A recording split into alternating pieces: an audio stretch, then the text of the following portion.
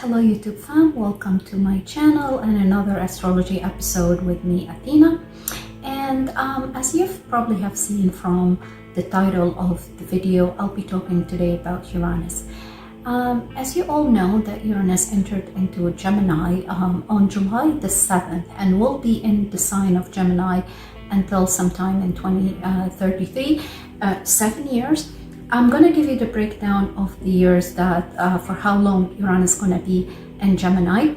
But before I do that, as you see, I'm going to be talking about certain aspect that's going to happen in the next couple of months in August and September.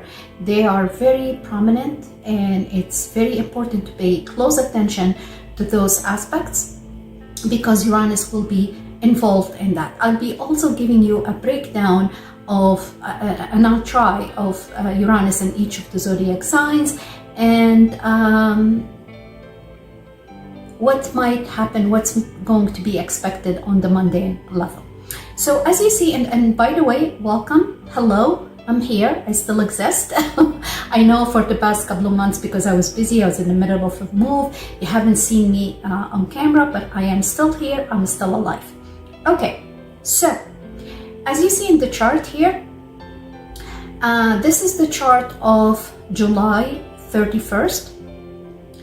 And I've mentioned that in my previous video, the most recent video, I spoke about Venus. Venus will enter into Cancer on at midnight of July 31st. So early in the morning, she will ingress into Cancer. Just give me 1 second. Let me use my pointer so you can see here what I'm talking about. I'm not going to focus on Venus on this video. I'll be talking more about Venus ingress into Cancer on July 31st at midnight. But what I'm going to focus more on Uranus, Pluto, and Mars. As you see in the chart here, Mars is in his way to enter Libra, another air sign, and will be trining with Pluto, Uranus, and make a very important opposition to both Saturn and Neptune, which they are actually retrograde in the sign that actually ruled by Mars and Aries. And in my previous video, I have explained to you this opposition is going to work as a trigger, okay? And as you know, Saturn is actually exalted in Libra, okay? So Saturn is weaker now in Aries, but still or governed by Mars, okay? Now, I've also mentioned that the exact opposition at exact degree, when I say exact means at exact degree, is going to be on August the 6th. But it's not about the day that we're going to have the exact opposition. It's the period prior when the energy is building up. So from now, and by the way, if I didn't mention, I'm recording today's video on July 29th at about 5:30 p.m. my time. I'm not sure if this video gonna be uploaded tonight. It could be tomorrow. I'll try the best that I can. But yeah, so we feel the energy from now, okay? Before I talk about that, let me talk about the dates that Uranus entered into Gemini and the dates that's gonna be in Gemini. And I know there are so many astrologers talk about Uranus and Gemini and you're familiar with the dates, but I'm going to break it down to you, for you because Uranus is not going to be in Gemini from July the 7th constantly, because there is a time when Uranus is going to retrograde into Taurus. So Uranus will visit the anaretic degree of Taurus, which is 29 degrees, 0 degree and 29 degree, okay? These are anaretic degree. This is the shift and it's going to be very critical, very potent.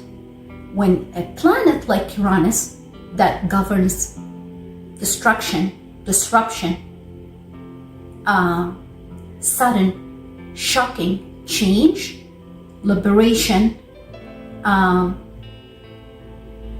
the rebellious, okay, freedom, whatever. All these traits of Uranus visit this anaretic degree multiple times, because remember, it's going to visit it like about, I would say, at least 3 times, okay, which we've already experienced before, but now it's going to go over it again. So back and forth, okay? So let me give you the dates. So July the 7th, Uranus entered into Gemini and is going to remain in Gemini until November the 7th of this year, of 2025. Then, from November the 7th, I don't have the time exactly, so it could be November the 8th, but regardless, it's going to go retrograde, in retrograde motion, and enter back into Taurus, which means that's going to visit that anaretic degree. So as we see in the chart here, Uranus, which is July the 29th, Uranus is still at 0 degree and 53 minutes, so it's not a degree yet, almost. But until November the 7th, it's going to form a degree, okay? So it's going to revisit a 0 degree again when it goes retrograde, and revisit a 29 degree again in Taurus, okay?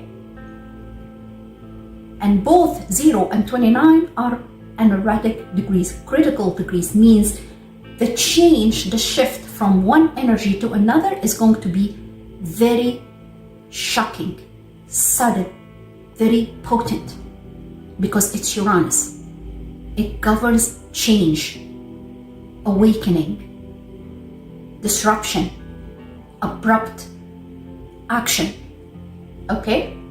And it's a 29, just the idea of 29 degree and 0 degree in itself, it has that energy of disruption, of a sudden change. Add on top of it, Uranus, who's actually creating this change. And Uranus is, as you all been watching, either me or any tarot reader or a psychic who reads tarot, okay? Uranus governs the Judgment card. The Judgment card, this is, by the way, guys, if you don't know, this is, I love this tarot deck. It's the biblical tarot deck. I just love it, okay? This is the depiction of the Judgment Day, or the Day of Judgment. The day when all humanity will be resurrected, risen up again after death. It's a sudden, shocking resurrection. And we're all going to be in front of the divine to be either rewarded or punished for our deeds. So that's the judgment. So it's the intervention of the divine, the intervention of God, okay? To create the change in a sudden way. That's what the Judgment Day. And Uranus governs this, okay? And as I've been always telling you, to me, as an intuitive astrologer, tarot and astrology, they go in tandem, okay? Beside one another. So, Uranus entering back into Taurus on November the 7th or the 8th, okay? And is going to be there in Taurus, once again, revisit the critical degree of 0 in Gemini and 29 of Taurus, and will remain in the sign of Taurus until April 24th of 2026. At that time, at one period of time, Uranus will go forward and will enter into the sign of Gemini on April 25th. So it's going to revisit again the anaretic degree of 29 and 0. 29 in Taurus and 0 in Gemini. See how many times? Besides, we've already experienced the 29 degree when Uranus actually entered into Gemini on July, or the time between end of June and July the 7th, right? What does that mean? It means there are certain behaviors or certain situations or certain karmic relationship we're still dealing with related to Taurus traits. And what does Taurus govern?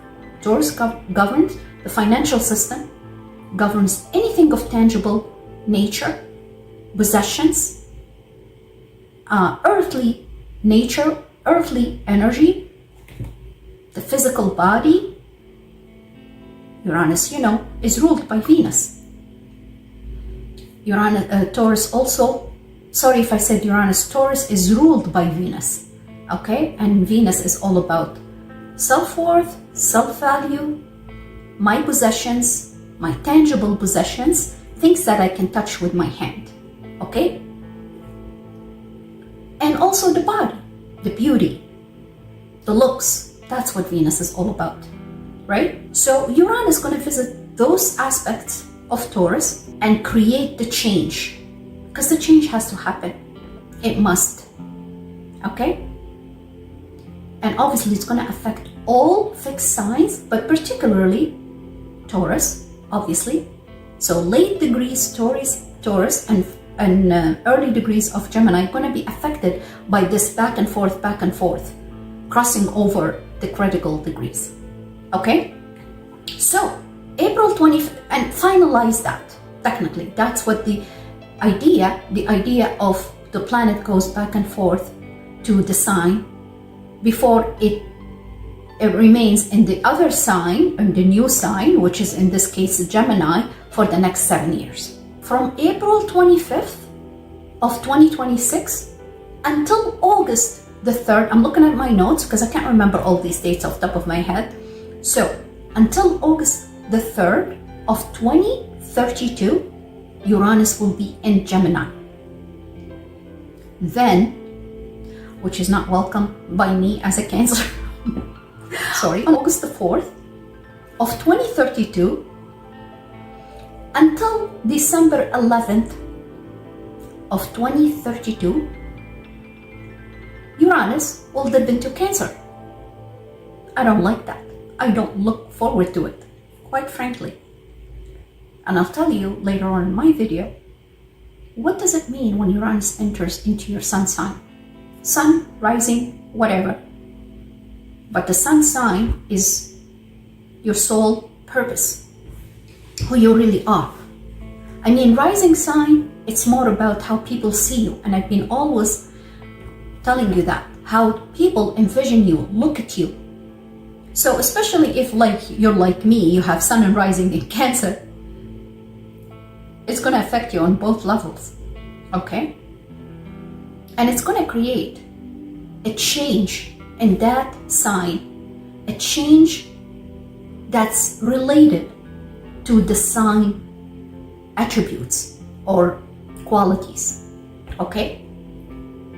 And Cancer is a water sign, is concerned about the home, the homeland, roots, how you feel secure in your home, in your own skin. You feel that's the place where you feel safe. And I'm not going to talk about Uranus in Cancer now. It's 7 years from now. It's going to happen on August the 4th, and we're going to have of 2032, and we're going to experience for 4 months what's going to happen for the following 7 years. But one of the things that I just want to bring your attention to is maybe you don't feel secure in your home anymore. It's going to create tides, fluctuation, ups and downs in the place where you once called my home. Yeah, there are other things attached to that, but once again, I'm going to leave it at this point in time. Let's talk about Uranus and Gemini. So, on December the 12th of 2032, Uranus will be retrograding from Cancer, going backwards from Cancer, entering back into Gemini, and once again will be visiting or revisiting those anaretic degrees or the border. Remember, I explained to you, there's going, like when we talk about anaretic degree, we're literally talking about the border, okay? Like now, you see this border here, or the line that, and I'm using a whole sign system, guys, because it's a lot easier to understand and explain. And to be perfectly honest, for me, we're perfectly fine. We're perfect in my interpretation to astrology and the influence of these planetary movement on us, okay? So the anaretic degree, 29, 53, 55, 58, 29 degree, from 29 up to 0 degree into the other side, that's called anaretic degree. Just like where Venus is right now. This is just an example. Venus is at the border of Cancer and Gemini at 0 degree, exactly on the border. That line that separates Cancer from Gemini. So Uranus, when goes back from Cancer into Gemini, I'm gonna visit a 0 degree Cancer and 29 degree, or revisit, okay? And 29 degree Gemini. And that's gonna happen between December 12th of 2032 and then enter back into Gemini to finalize the things that, or the changes that Uranus created, okay? And until May 22nd of 2033. So May 22nd of 2033, that's when Uranus enters into Cancer for 7 years. Okay? We're good. So now I gave you a breakdown of how Uranus is gonna go back and forth between Gemini and Taurus until Uranus is going to reside for 7 years from April 2026 until August 4th, 2032, constantly, 6 years, okay? A little bit over 6 years, then enter into Cancer for 4 months and go back into Gemini for another, from December 12th till May 22nd, so that's 5 months. So in total, 7 years, okay? As I mentioned earlier, we see here in the chart that Mars is going forward on July 31st at 25 degree 47 minutes and is going to enter into the sign of Libra and will be forming an exact opposition with Saturn and Neptune. Libra is the opposite sign of Aries. Okay, let me move on to this chart. This chart is August 8th. August 8th. Let me just clean the mess here.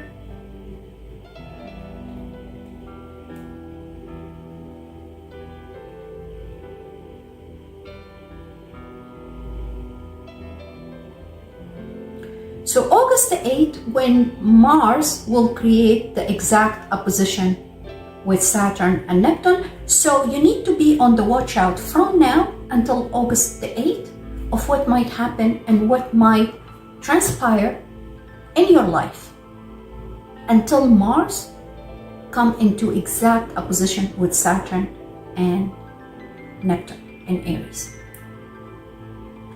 Before I talk about my prediction, because I spoke about it a little bit in my previous video, let me go back to Uranus. Uranus stays in each sign 7 years.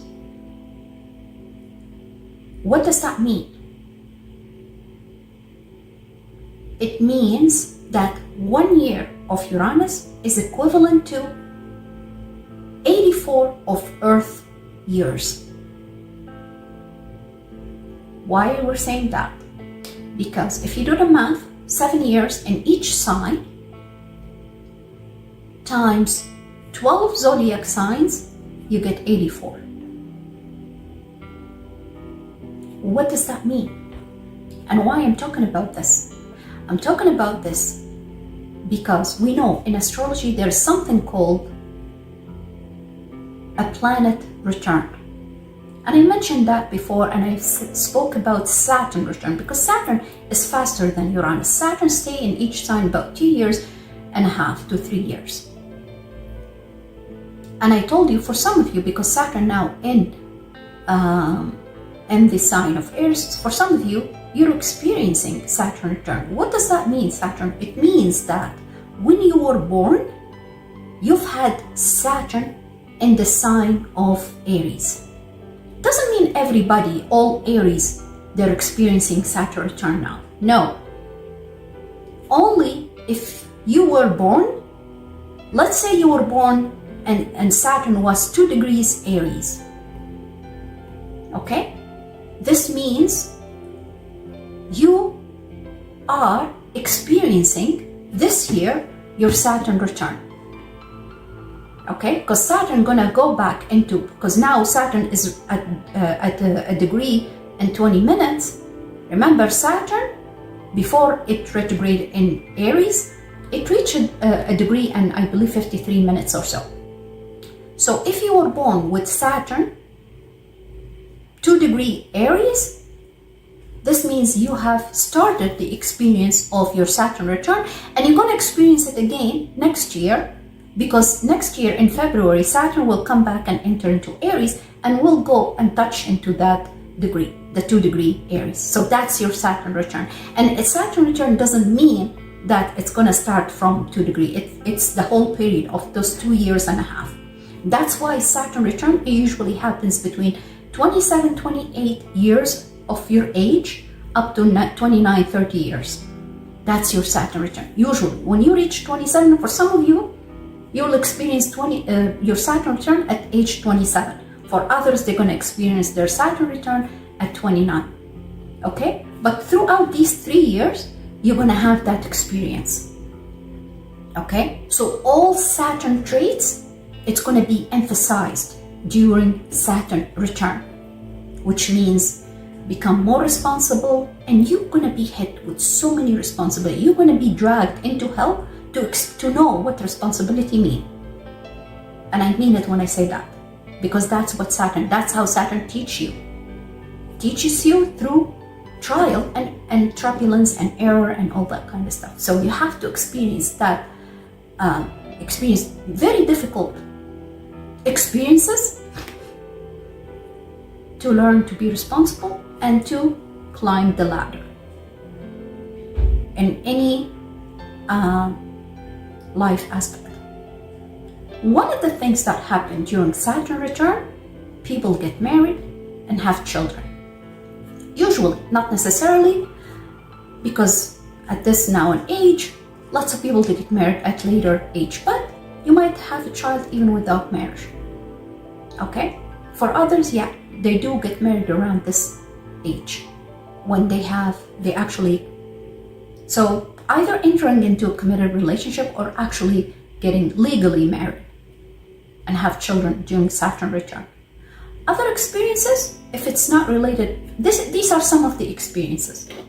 Okay? Some people, they do get married before their Saturn return, but they have children when their Saturn actually hit that degree, same degree when they were born. So this is just an example. So now going back, because I don't want to spend the time talking about Saturn, okay? Uranus is different than Saturn because Uranus stays in each sign 7 years. What does that mean? So you're not gonna experience Uranus return unless you are 84 years plus. And I don't know if I have a viewer that's 84 years plus. I don't know, because when I check my analytics, I don't think so. But if you are 84 years plus, that's when you experience your Uranus return. However, there is something very important that you need to understand here. There's something called midlife. And this midlife happens at age 42. Uranus hit you at your midlife. What does that mean? And I'll give you an example. I'll speak about it after, okay? Because I'm giving you examples. I'm going to give you examples, okay? Uranus hit you at midlife to teach you and to remind you that you came to planet Earth here with a dream. And this dream hasn't yet come true. You need to work hard to bring this dream to life.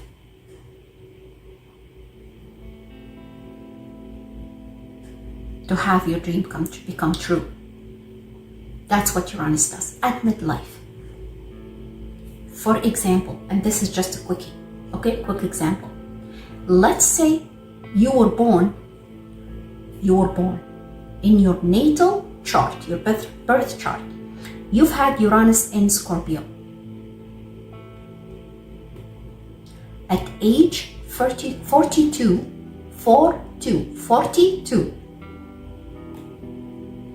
which is the last 7 years, Uranus entered into Taurus.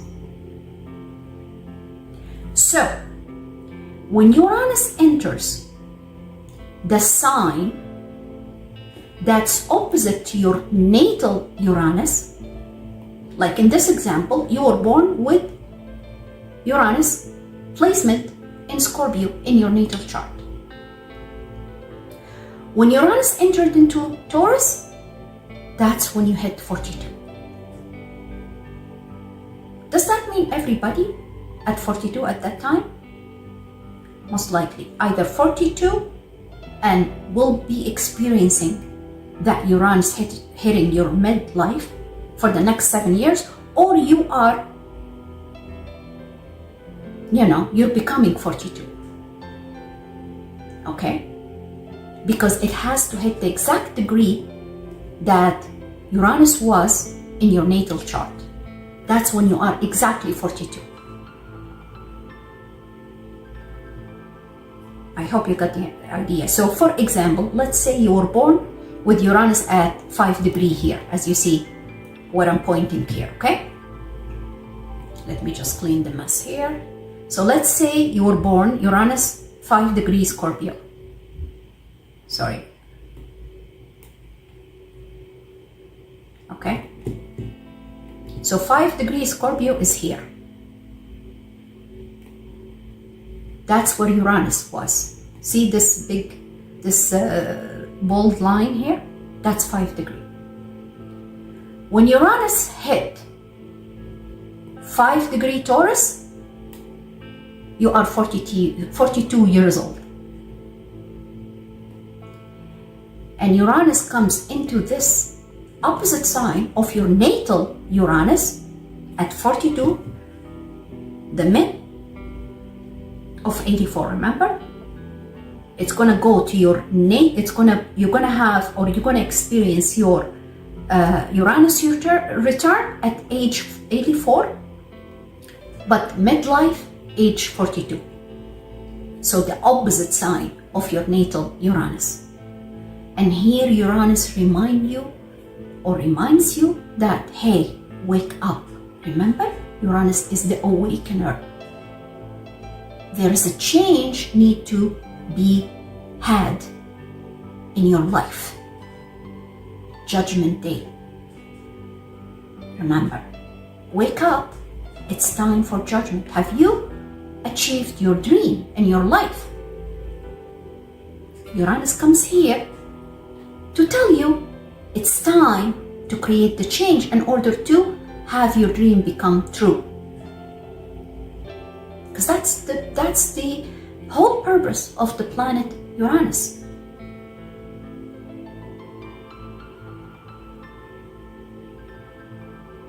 You can't be stagnant. You can't be in status quo. You have to create the change in order to achieve your dream. Sudden, shocking event happen in your life to create or to start achieving your dream. To make you look at what you've been wishing for, you're dreaming of. Now it's your chance. I will give you 7 years from now to create your dream, or to have your dream become a life. Bring it to life. That's what I'm trying to say. Bring your dream to life. So things gonna be disruptive. Destruction of the status quo, of the stagnation in your life in order to achieve your dream. That's when Uranus hit your midlife, hit you at age 42. And once again, it's here for 7 years. Okay?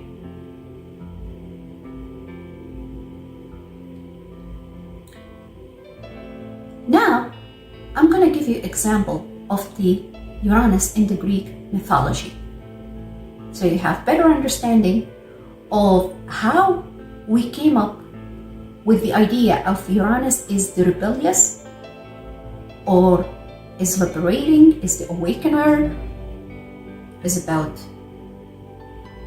accepting, or even if your idea is imperfect, you're gonna work to perfect that idea. So you don't kill your idea or your dream before it's born.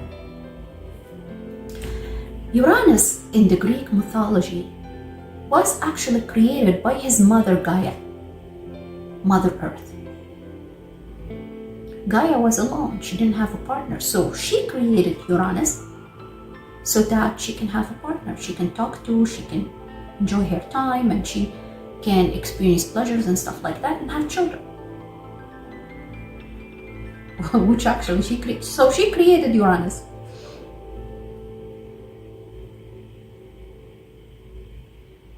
And then, so she's the Mother Earth, she rules the earth, and he rules the skies.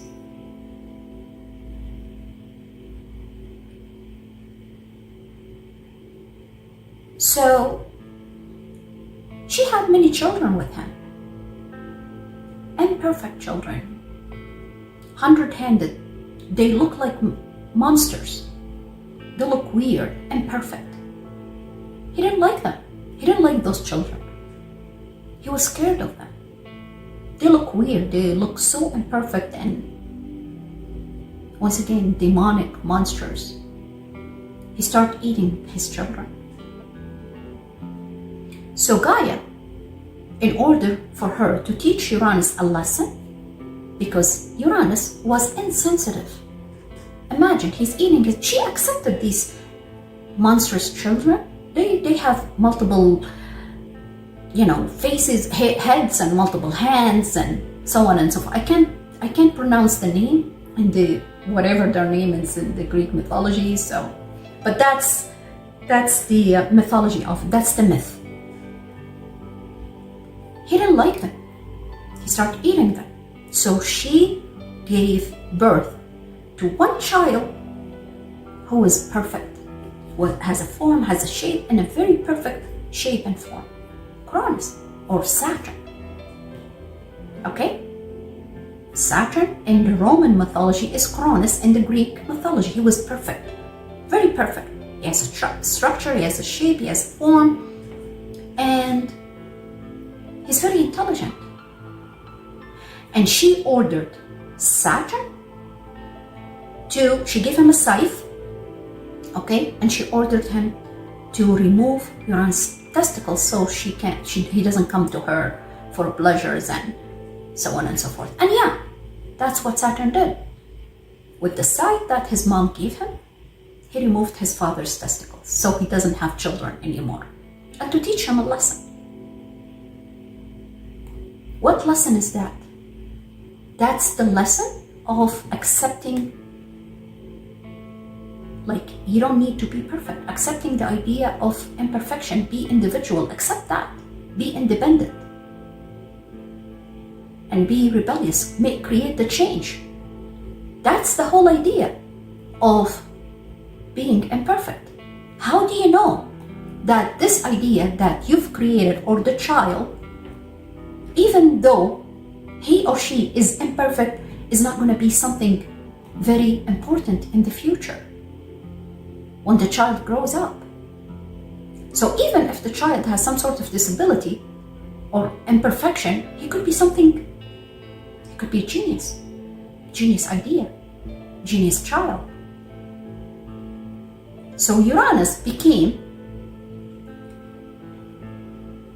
the king of this, of accepting the imperfection, not to kill the idea or the child before it grows. Because you never know what might happen in the future. Embrace it and accept it. And grow it. And it's funny.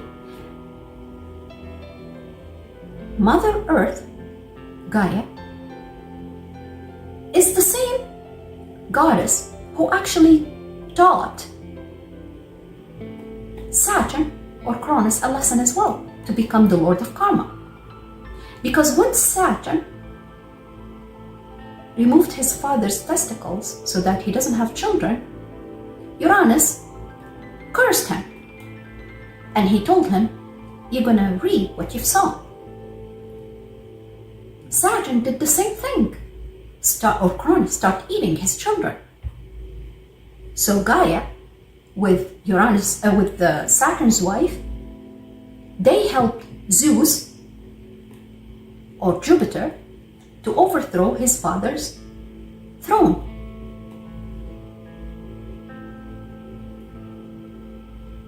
And Saturn became the Lord of Karma. You're gonna reap what you've sown. You see the lessons that we learned from this Greek mythology? And this is exactly the same idea of the influence of Saturn on us. You're going to reap what you've sown. And Uranus, you have to create, you have to achieve your dream. You have to bring your dream to life. Don't kill it before it's born. You have a dream. You came to this planet Earth with a dream. And you have to bring it to life. You have to grow it. So, this is the idea of where we get Uranus is the rebellious from, and where we get Saturn, the idea of the karma, where it came from. Okay? And why Jupiter is the lord of luck and fortune? Because he was the luckiest of all. He wasn't cursed. He wasn't. He saved his siblings and he became the Olympian, the lord of the Olympians. Anyways, so that's the idea. Now, as you see in the chart here, let's go back to astrology and how is this going to affect us. As you see in the chart here, Saturn is forming a sextile with Pluto and Uranus. So this sextile to Pluto and Uranus, to both Saturn and Neptune, is empowering to Saturn and Neptune in the sense that I am going to give you an opportunity. I'm going to show you the opportunity actually. I'm not going to give it to you. I'm going to show it to you, and it's up to you if you want to grab it and bring it to life, jump on it, take advantage of it, or it's going to pass you by. That's what the sextile nature is. I'm going to show you the opportunity. I'm going to make you come across that opportunity, but it's up to you to take advantage of it and use it, or it's just going to pass you by. That's what the sextile means.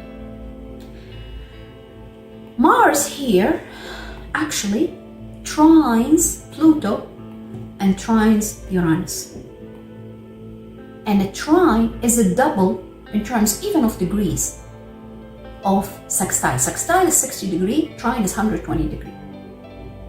So the trine is a Jupiterian aspect, sextile is a Venusian aspect. A trine doesn't need any effort. So here with the sextile, I'm going to show you the opportunity, but it's up to you to go take it, grab it. The trine here, I'm going to make this opportunity come to you with very minimal efforts, effortlessly. Effortlessly. No efforts from you. I'm going to take the opportunity, I'm going to throw it in your lap, give it to you, hand it to you in a golden platter. Okay? Easy. Smooth sailing. You've heard me saying that. That's what the trine is. It's a Jupiterian aspect.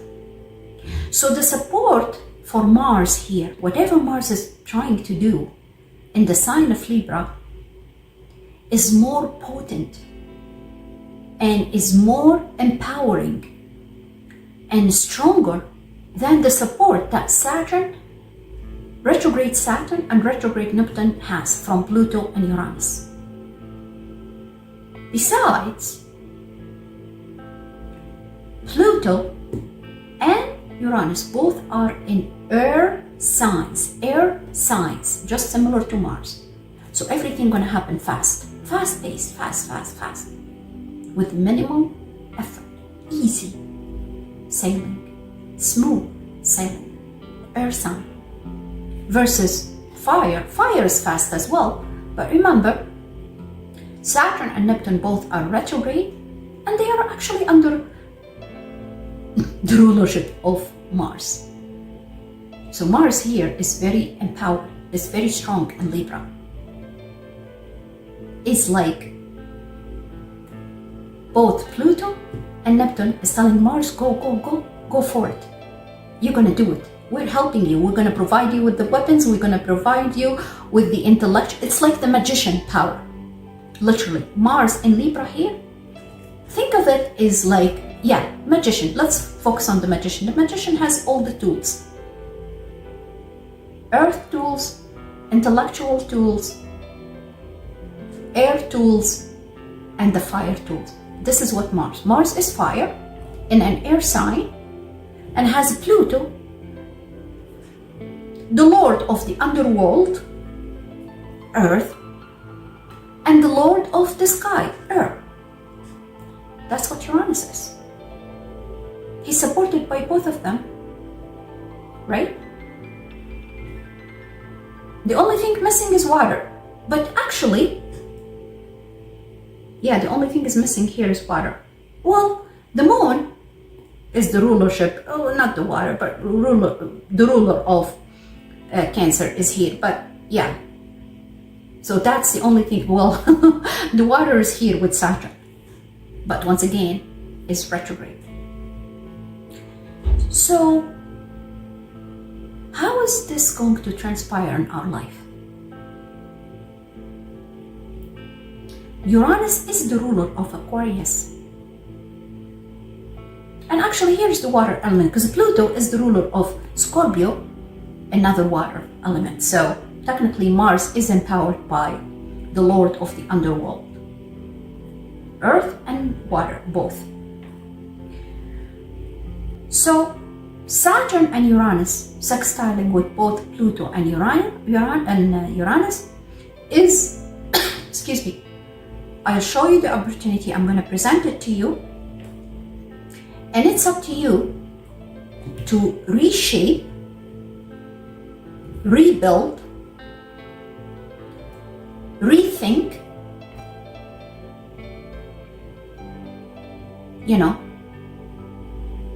or remold it,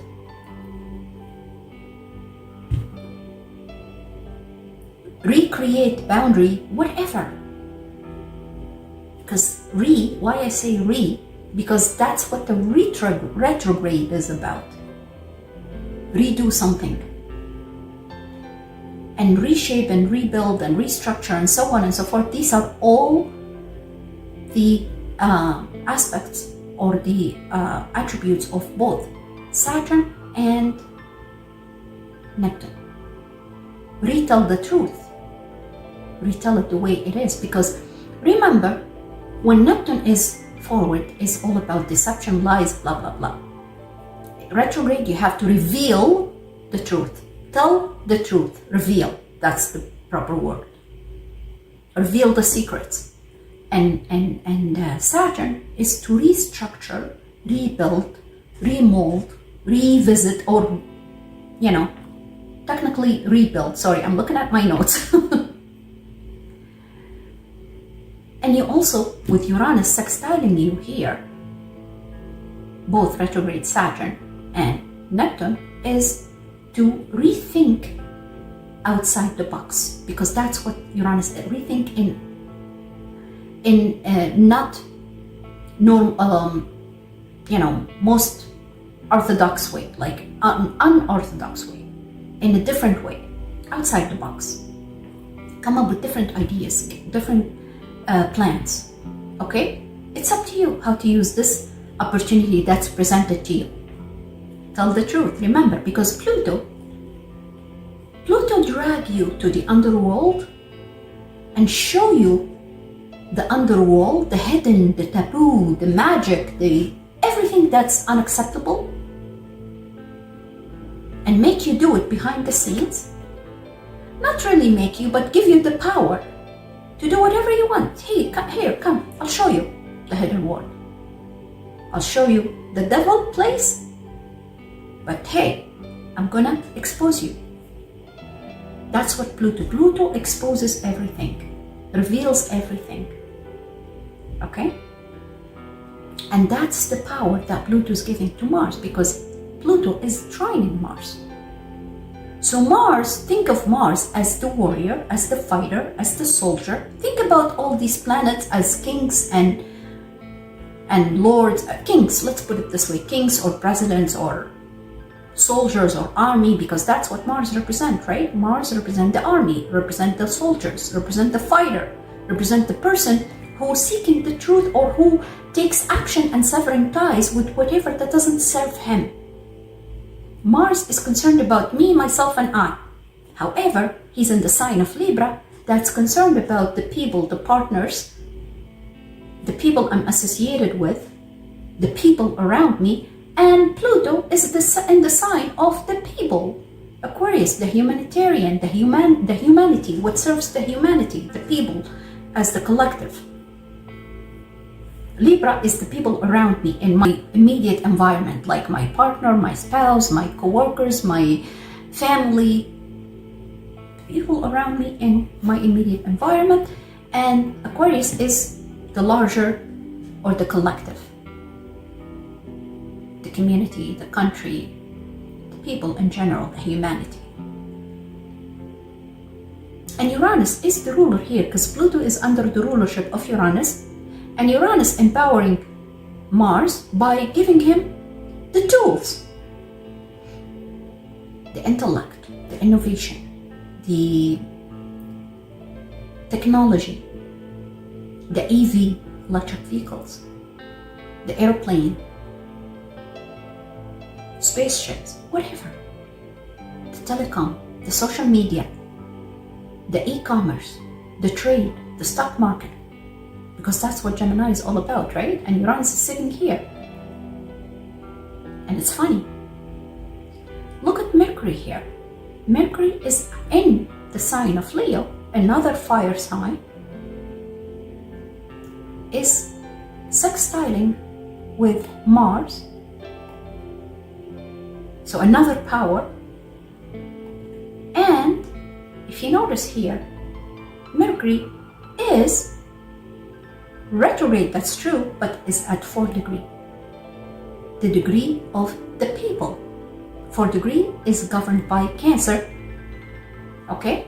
It's Cancer degree, and it's all about the people, the home, the homeland, the roots, the family, the home, once again, security, where I feel secure and safe. So it's like Mercury telling Mars, you have to save your people. You have to save the humanity. And Pluto saying here, you have to expose them. Who? Saturn, these governments, these liars, deceitful, who's doing things under the rug or under the water, hidden, and lying to us. Pluto's telling Mars, you have to expose them. Go. I'm gonna give you all the power, my power. and you're gonna overcome the fear. Don't be fearful, Mars. I'm gonna give you that strength and power. And Uranus tell Mars, I'm gonna give you all the tools. Just do it. And I'm gonna make it happen fast and furious. Very fast. Faster than what you think. And it's gonna be so easy. Easier than what you think. That's what Uranus does. Easier. A lot easier. Fast paced. And Mercury, I'm gonna give you the intellect, and I'm gonna make social media support you. You can think of it in any way, guys, either on the mundane level or on a personal level. Okay? Even though Mars has that impulsive, hasty, reactionary type of behavior, but he has all the support. Look, Pluto, Uranus, Mercury, and also Mercury is actually sextiling Uranus. Okay? Yeah. Mercury is trining, well, not exact, is separating, because Mercury is at 4 degrees now, separating from the trine with Saturn. He's more supportive to Mars. Okay? And Pluto and Uranus are forming a beautiful, harmonious trine as well. See here? Another trine. They're supporting one another. Both are in air signs and they're trining one another.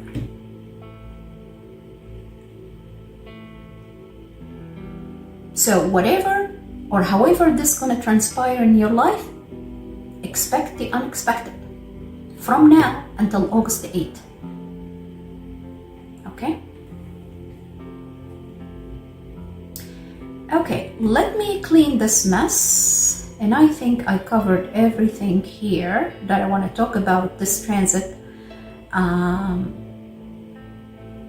that's going to happen, this opposition. Okay? So I haven't been exactly, I didn't mention exactly how I see this. I mentioned briefly in my previous video. Do I expect war? No. I don't expect war. At least not in our area here. Because, look guys, the war happens when this guy here, Mars, oops, sorry. My mouse is playing funny. Okay. When Mars squares Uranus, expect war and expect the use of nuclear weapons. Destruction weapons. But there's no square here, there's a trine, which means I'm expecting, as I said, protesting, rallies, there could be violence, yeah, I see that, and change in a certain paradigm, a sudden change that's supported by the people, lots of people, humanity, in any aspect, in any country. I'm expecting that. On a personal level, I'm expecting major change in your own personal life, wherever Libra here in your sign, and wherever Aries in your sign. And remember, I said before that this opposition will affect number 1 Aries, Libra, and then Scorpio, but also Capricorn and Aquarius, because they're ruled by Saturn, and also Pisces, because Pisces is ruled by Neptune. Okay, and also Aquarius, because also Uranus is involved here, and Uranus rules pretty much all of us. But as I said, Libra, Aries, Scorpio, because Mars, okay? And also Capricorn, Aquarius. These are the signs that I see the most, and Pisces. Now, whatever the change that's going to happen in your life during or before whatever this change, that sudden change that's going to be created by Mars, it's a transformation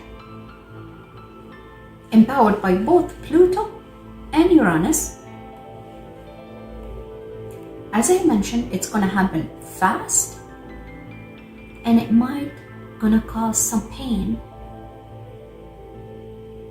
But as much as you're going to be emotional because of this transformation or this painful event, as much as it's going to dissipate means it's going to be lessened as fast as you felt the pain.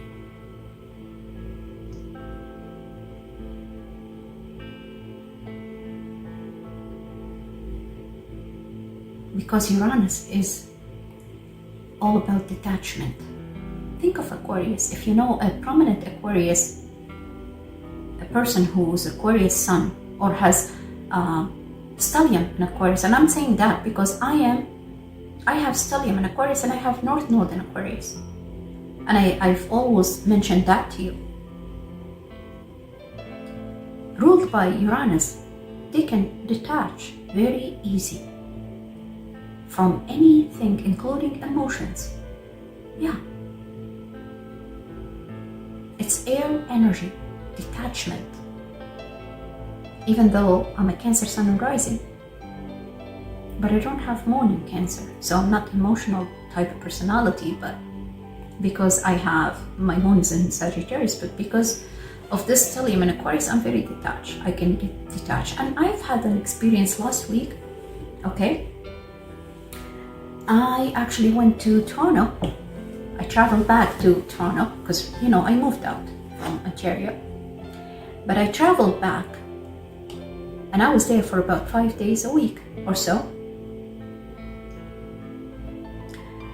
And yeah, I have experienced things.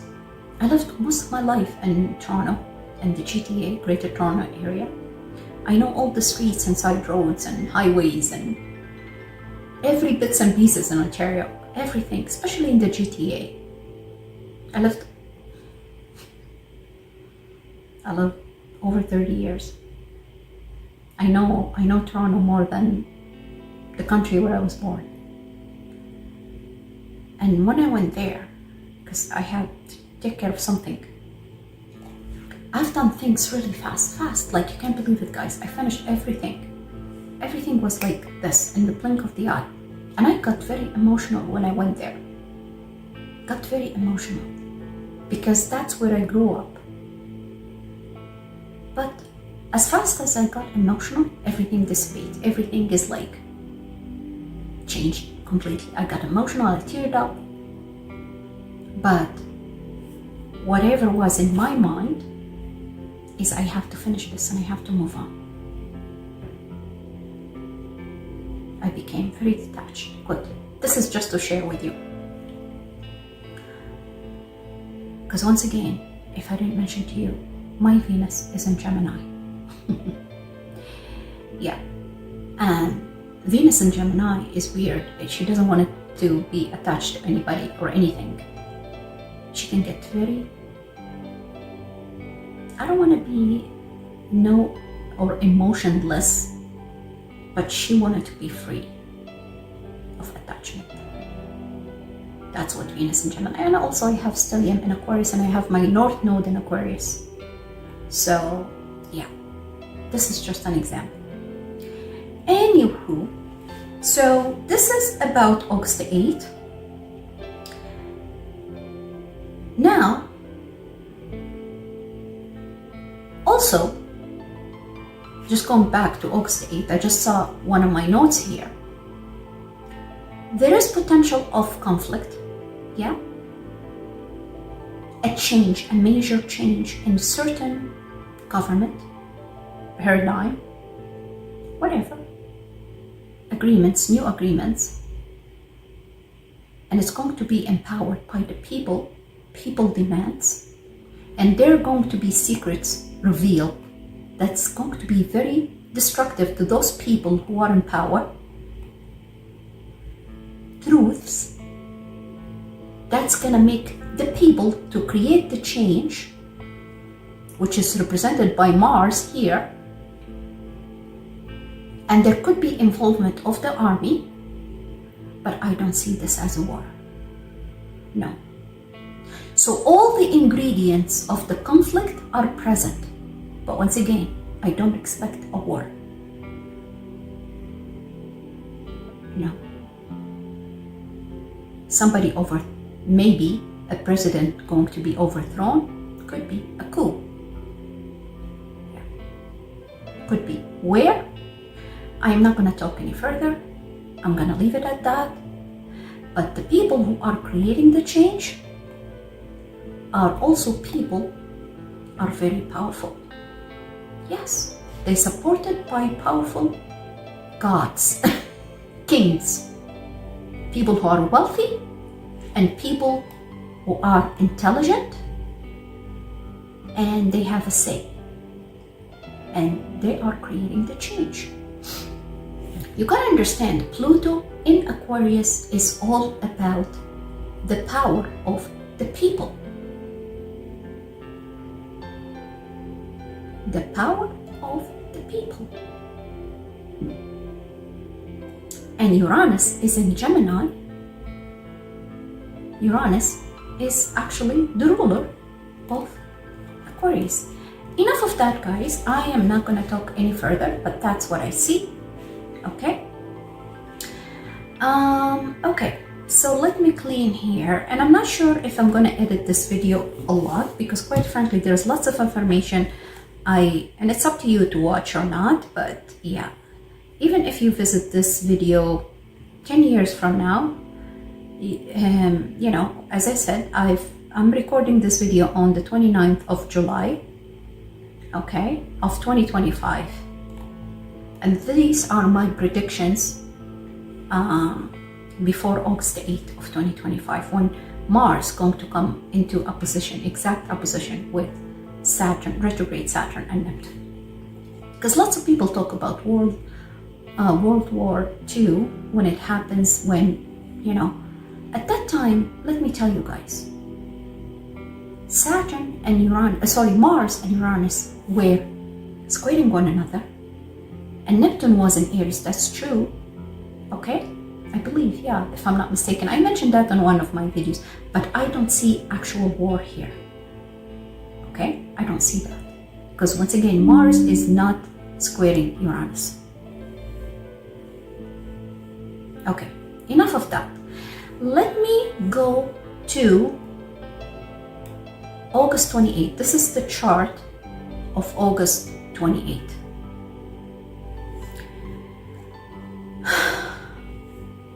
In this chart, Uranus will become an exact trine with Pluto. So more power to the people to achieve what they want, to have their dream come true, whatever that dream was. Moving to Mars, I don't know. More advancement in EV. EV is electrical vehicles. The empowerment of NASA, or building more spaceships, or whatever. More weapons. I see major transformation of the telecom system, industry, and social media. I do see that, but it's going to be to people's favor, okay? More revelation of hidden secrets. Yeah.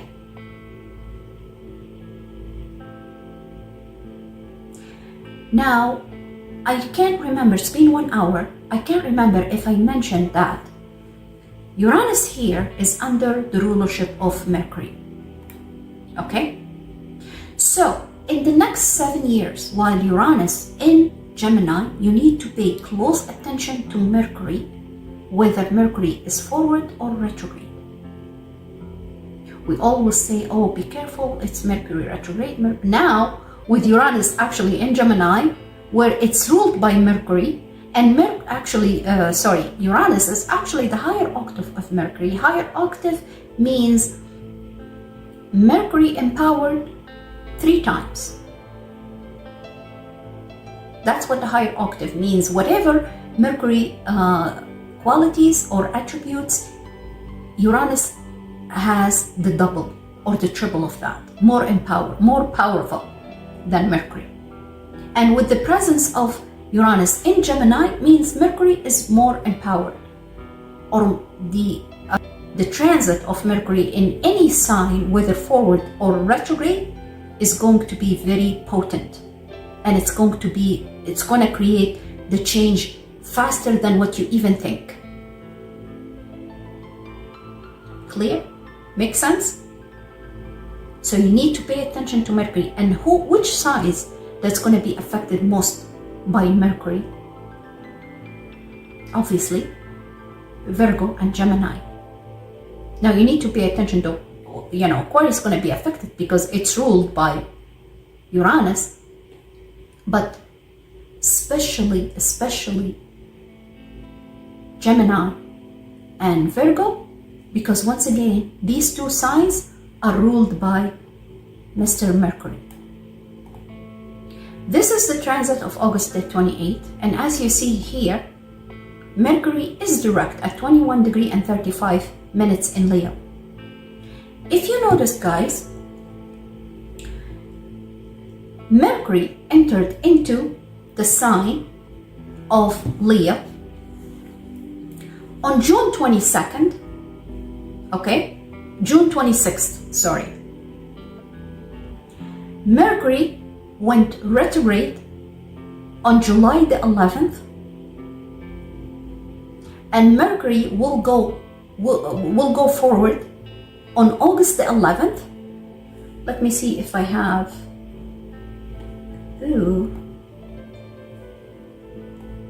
Okay.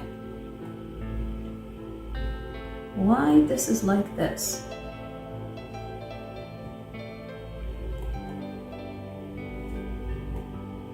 Okay, there's something weird here. What's 1 9 so I'm gonna have to edit that.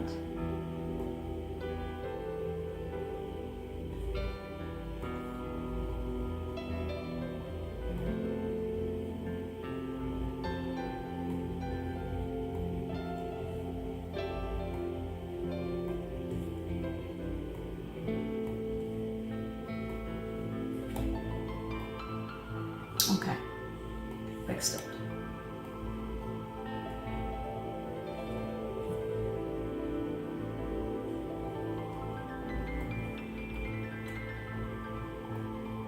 Yeah, so as you see here, August the 11th, okay, this is the chart of August the 11th, when Mercury is going direct in the sign of Leo. Just 1 second. And once again, as I mentioned earlier, Mercury will go direct at 4 degrees. So if you notice here, when I said Mercury retrograde on August the 8th, at 4 degrees and 30 minutes, empowering and supporting Mars, and I mentioned that 4 degrees is a Cancer degree that's all concerned about the people and the homeland and the family and the security and safety. It's funny, on August the 11th, when Mercury actually stationed direct, is going to be stationing direct at 4 degrees and 14 minutes. Once again, forming a sextile with Mars and a trine. Even though Mercury is trining with Saturn, and I'll tell you what does that mean, but if you look at here, see this rectangle? And I mentioned in previous episodes, I spoke about the rectangle and the kite in the in astrology. And you see the rectangle here is trining and sextiling. Okay, sextile and trine. So Mars is forming technically the trine, and Mars also is part of the rectangle. So the support coming to Mars from Mercury, Pluto, Uranus, and Mercury also is supported by his higher octave Uranus. Okay? And once again, Mercury is at 4th degree of the roots, the family, the homeland, the country, and so on and so forth. Okay? And this is really very fascinating, guys. This is August the 11th. Now, Mercury will be in the sign of Leo until September the 2nd. Okay? As you see in the chart here, this is the chart of September the 2nd, and this is when Mercury at 29 degree and 59 minutes is getting ready to enter into the sign of Virgo at an erratic degree. Okay? So technically Mercury was in Leo for over 2 months, since June 26th until September the 2nd. I'm just overblown by Mars. Yeah. So over 2 months, Mercury is in Leo, another fire sign, which is emphasizing bravery, courageous. Because remember, Leo loves his family. The sign of Leo loves his children, protects his kingdom, and his kingdom is composed of his children and his family. So, yeah, the king being courageous, being brave, and Mercury is there, infusing Leo with ideas and,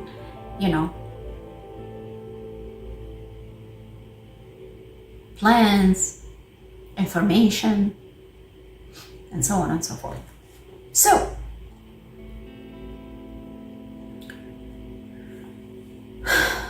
on September the 4th, as you see in the chart here, Uranus, where is Uranus? My God. Uranus here, actually on September the 3rd, Uranus will be in exact square with Mercury. See here? See this red line? This is exact square. A degree and 27 and a degree at 27. On September the 3rd, Mercury and Uranus will come into exact square. Jupiter also in Cancer will be squaring Mars in Libra. Be careful.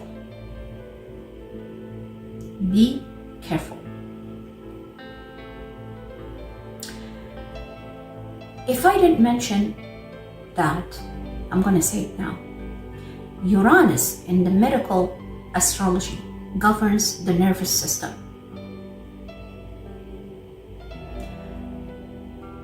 Mental disorder, nervous breakdown, hysteria, impulsiveness. Uranus also rules a gland. I can't remember. Hold on. Anyways, there is a gland that regulates our hormones in our body. Uranus rules that gland.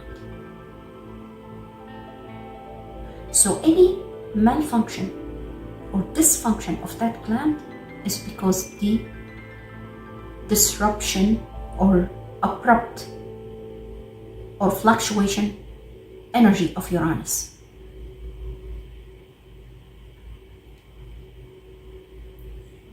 Nervous system, nervous breakdown, mental disorder, that's all ruled by Uranus.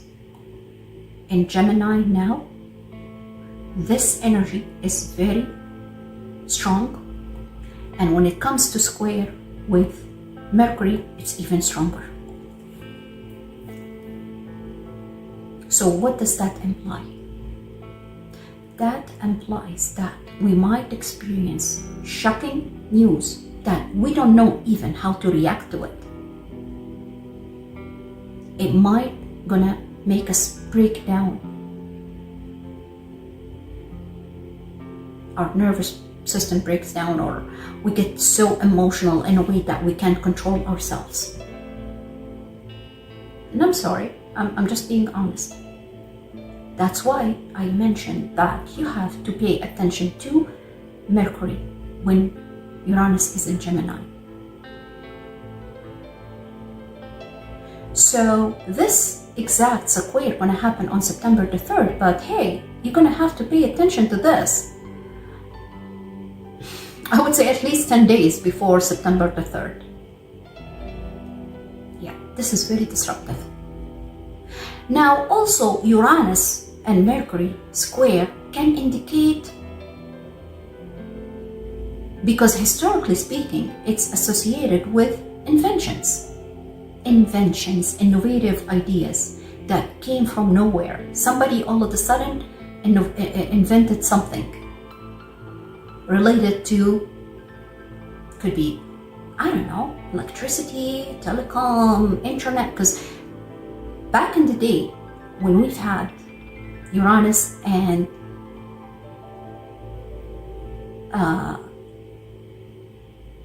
Mercury square, the internet and the age of the telecommunication and social media and all the stuff came to existence. So expect something along those lines too. I see it something more powerful.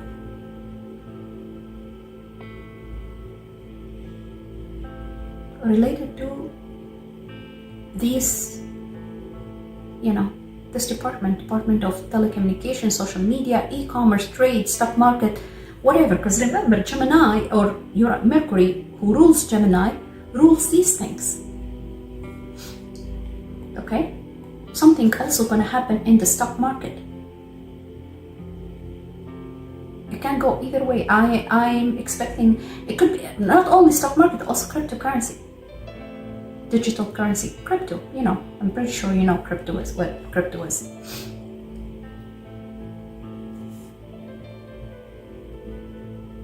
It also gonna create disruption to schedule, routine, plan, you name it, transportation, plan to travel, even if it's short, or something gonna happen to your vehicle, because Mercury, even though Mercury is direct, but is in the sign that it governs, which is Virgo, and Virgo governs all these things, okay?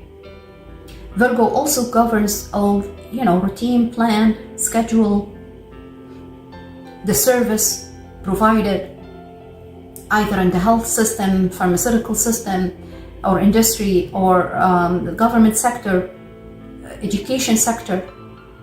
So there is going to be something very disruptive, shocking happen in this department. Once again, it's going to disrupt our plans, schedule, routine, travel plans, a vehicle. So you gotta be very careful. There are going to be challenges in communication as well. Maybe in the social media, maybe something misinterpreted, or something very shocking that was like not necessarily a rumor, but it could be a secret that was revealed, or something hidden that's gonna shock this mainstream media and the social media. Everybody gonna talk about it, just like what happened a couple of days ago about those two couple, what's his name? I can't remember the names, that they were hugging and kissing in the Okay, never mind, guys. I can't remember. And a Coldplay concert. He was married, she was married, and the camera came on them when they're hugging and, you know, very intimate to one another, and it exploded the social media. Everybody in social media talking about them. She's married to a wealthy a man, and he was married to both of them, and they work together. She's an HR, she's the chief of people, chief of human resource, and he was the CEO of I think a telecom company, if I'm not mistaken. It could be, or a tech company, something along those lines. I can't remember, but it's exploded. Not only that, Epstein files as well, and what's happening in the state. So yeah, all these things are something will be, you know, talked about in the social media and the mainstream media for many years to come. Something very revealing, something very shocking. Now, either on the collective level or on the mundane level, there is a tendency to be liberated, to be independent, to do whatever you want. A desire for freedom, freedom from a paradigm, freedom from certain government, freedom from certain regime. And I see that the people going to be united, the people going to be supporting one another. Yeah, that's what I really see happening during this, around this square. Oops. And as you see here in the chart, there's a sextile to a trine, exact trine between Pluto and Uranus, and sextile also Saturn sextile Uranus and Saturn sextiles Pluto.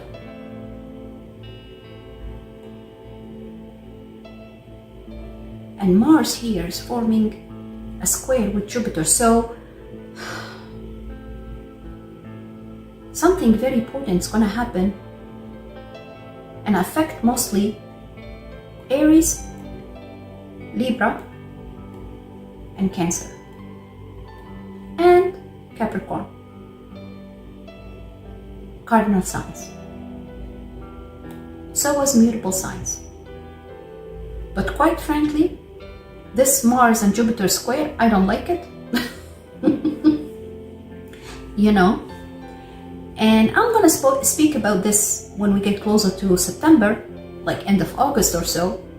But my focus now is mainly on Uranus and Mercury square, and what might going to transpire around the square. But just looking at Jupiter and Mars square here, this tells me and speaks volume of disruption in the homeland, in the family structure. Something going to be very shocking, very abrupt. It could be also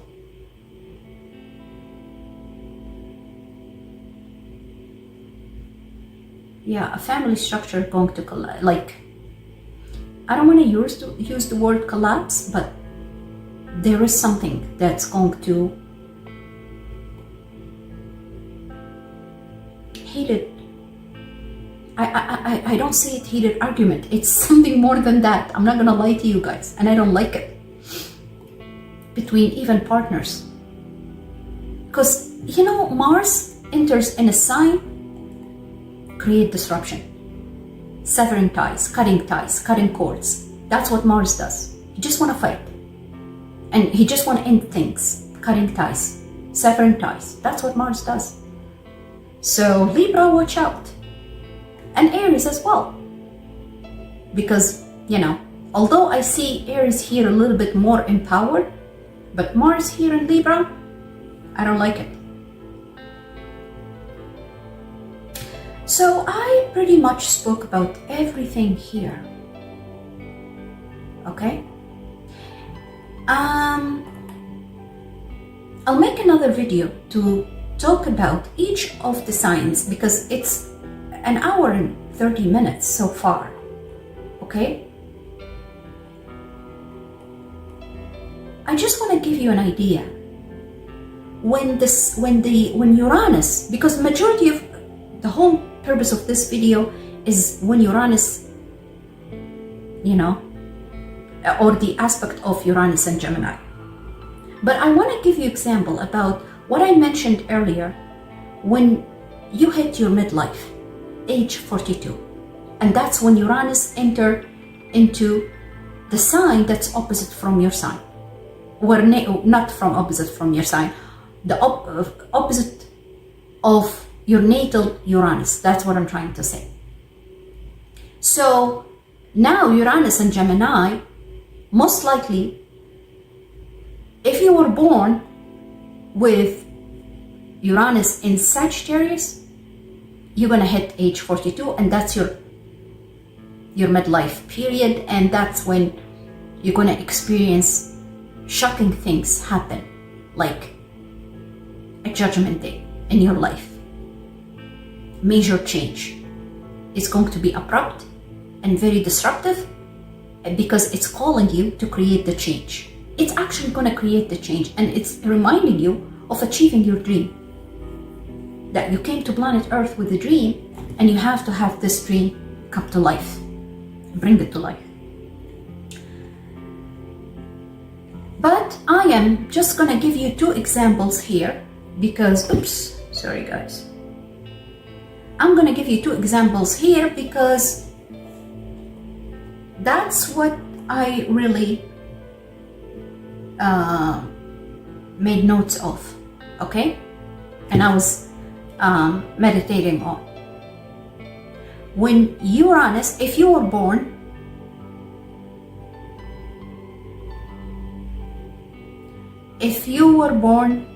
with Uranus in Libra, so this is the first example that I'm going to give you. Let's say you were born with Uranus in Libra. So your midlife, or when you're going to be hit with Uranus, because we all lived this, right? Because this happened like what? Uranus was in Aries in, I believe, 2013, around that time. So you need to go back and remember what happened to you at that time. Okay? What kind of change happened? Well, if you know that you were born with Uranus in Libra, natally, okay? Or if you were born with Uranus in Scorpio, like myself, okay? That's when you hit that midlife age, and when you're going to create a sudden change in your life. Uranus is going to push you, impose it on you. It's not, even the word push is, it's going to be imposed on you by the divine. So things going to happen in your life to remind you of your dream. You came to planet Earth with a dream. That's written on your soul contract. And you're here to achieve that dream, to bring it to life. So I am once again going to give you this example. If you were born natally with Uranus in Libra, this is the first example. Or if you are natally born with Uranus in Scorpio. We have experienced Uranus in Aries. So when Uranus entered into Aries, in any degree of Aries, it's going to hit your natal Uranus in an opposition.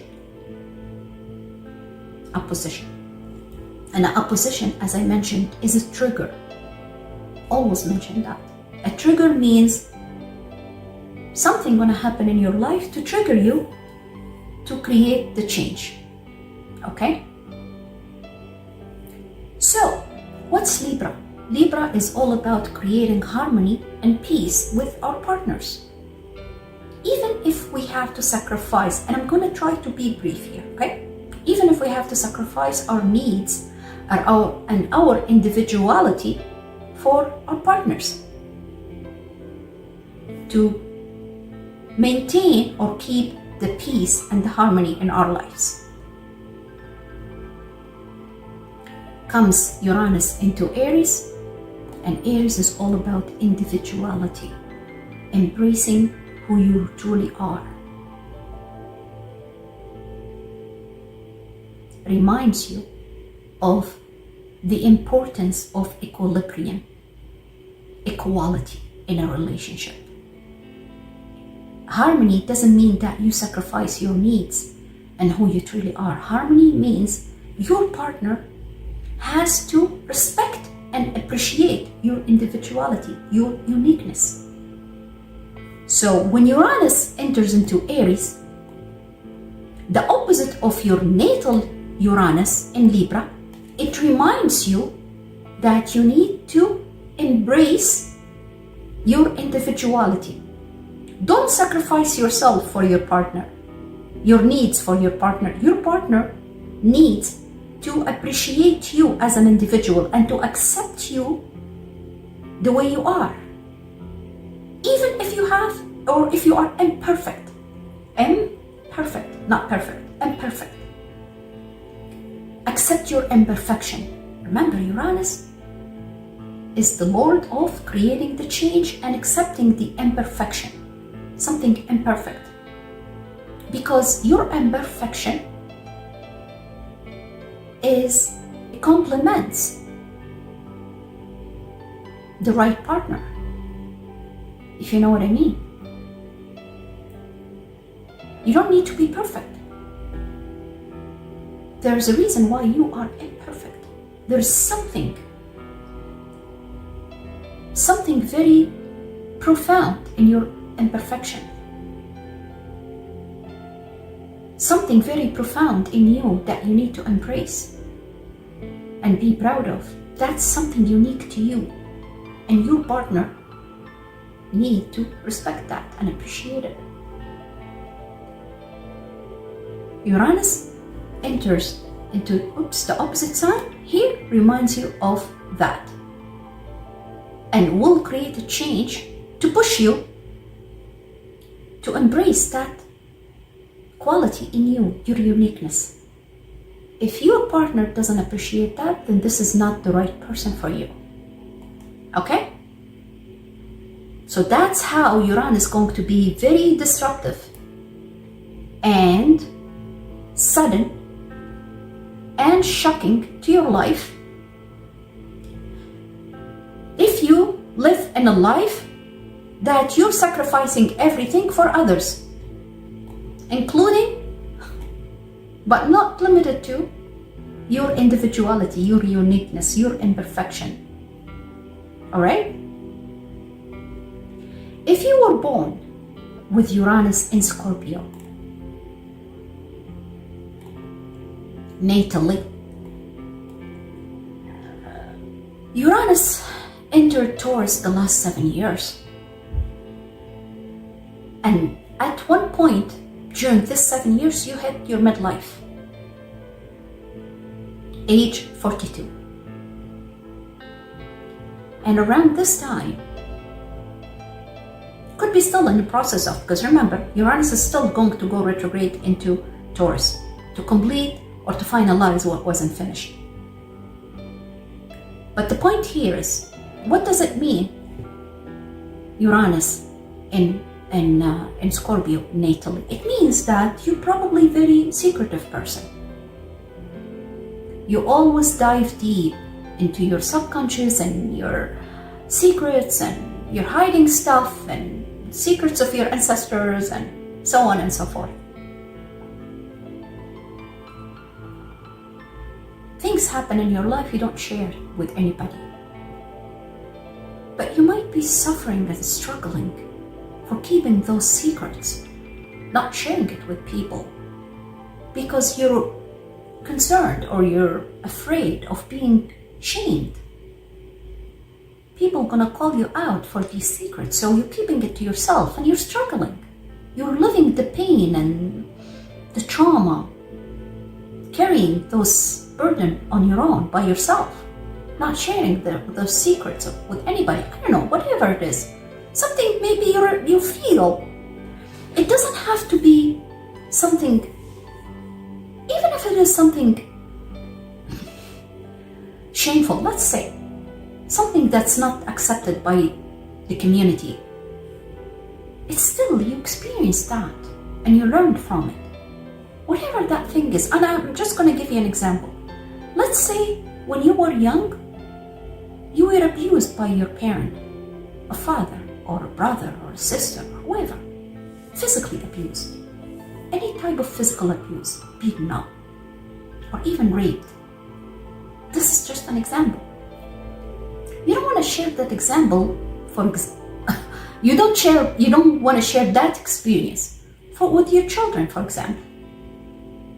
Or you don't want to share that experience with your partner because you are concerned that you're going to be shamed for that experience. It's an experience. You learn from it. It's not something that you have done, even if you've done something. Let's say you were,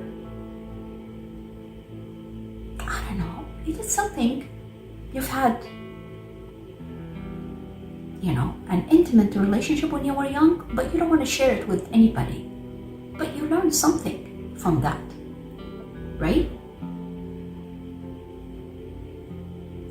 When Uranus enters into Taurus, and let me tell you guys, when you hit that midlife, that degree, when Uranus in exact opposition, transit Uranus in exact opposition to your natal Uranus, it's like an epiphany comes to you. Awakening. Something happens in your life